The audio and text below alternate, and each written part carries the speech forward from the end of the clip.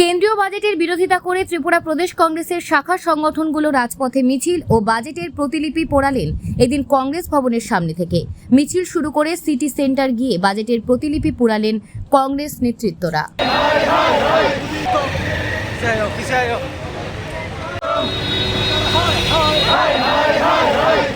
হলো কেন বাজেটে মোদী সরকার জবাব চাই, জবাব দাও। কেন্দ্রীয় বাজেট রাজ্যকে বঞ্চিত করে আমরা মানছি না, মানবো না। এই ডবল ইঞ্জিনের শাসনে আমরা মানছি না, মানবো না। জনগণকে বঞ্চিত করা হলো কেন নরেন্দ্র মোদী জবাব চাই, জবাব দাও। এই জবাব তোমায় দিই।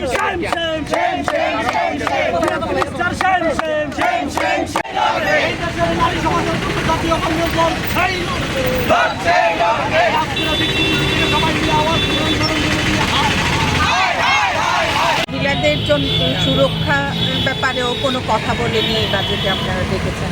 এবং মহিলাদের যে আর্থিক ন্যায় দেওয়ার কথা আমাদের জননেতা রাহুল গান্ধী বলেছেন, সেটার ব্যাপারেও এই বাজেটে কোনো তাদের পদক্ষেপ নেয়নি।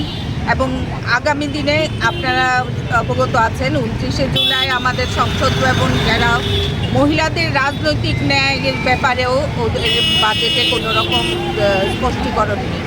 তো আমাদের অল ইন্ডিয়া মহিলা কংগ্রেসের প্রেসিডেন্টের তরফ থেকে যেটা জানানো হয়েছে, আগামী দিন মহিলা কংগ্রেসের ন্যায় যতক্ষণ না আমরা ন্যায় পাচ্ছি ততক্ষণ এটা জারি থাকবে।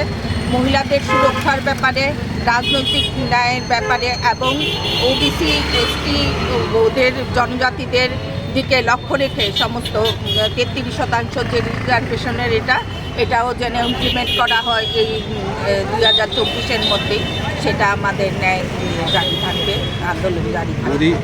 মোদী জানেন যে ভারতীয় জনতা পার্টি সরকারে এনডিএ সরকার আসার পরে ইতিমধ্যেই তারা 2024-25-এর বাজেট পেশ করেছে। এই বাজেট মানুষের কল্যাণ বিরোধী বাজেট। এই বাজেটে আমরা দেখেছি যেভাবে একটি রাজা তার প্রজাকে সবাইকে মিশে থাকার এবং সবাইকে সমানভাবে তার থালে যাতে খাবার থাকে সেই খাবারের ব্যবস্থা করে। আমরা এবার দেখেছি যে অন্ধ্রপ্রদেশ এবং বিহারকে আলাদা ভালোবাসা দেখিয়ে অন্য রাজ্যগুলোকে একটা ডিসক্রিমিনেশনের দিকে নিয়ে চলে গেছে। আমরা দেখেছি যে 26,000 কোটি টাকা খালি বিহারকে দেওয়া হয়েছে এবং 15,000 কোটি টাকা অন্ধ্রপ্রদেশকে দেওয়া হয়েছে। এটার একমাত্র কারণ হয়েছে নাইডুবাবু এবং নীতিশবাবুকে, যে তারা যাতে তাদের সঙ্গে থাকে, কারণ তারা ছাড়া এই সরকার ভেঙে যাবে যে কোনো মুহূর্তে। তাই আমরা এর বিরুদ্ধে যে খালি বিহারকে এবং অন্ধ্রপ্রদেশকে কেন এইভাবে আলাদাভাবে টাকা দিয়ে অন্য রাজ্যগুলোকে প্রাধান্য দেওয়া হলো না। এবং এই বাজেট কিষাণ বিরোধী, এই বাজেট যুব বিরোধী, এই বাজেট সাধারণ মিডল ক্লাস মানুষ বিরোধী।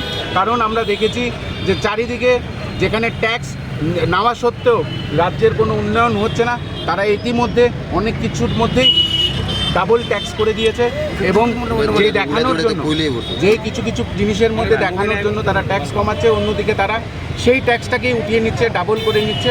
তার বিরুদ্ধে আজকে ত্রিপুরা প্রদেশ যুব কংগ্রেস, NSUI এবং মহিলা কংগ্রেস এবং সকল শাখা সংগঠন এই প্রতিবাদে আমরা আজকে বাজেট বিরোধ প্রতিবাদে আজকে রাস্তায় নেই।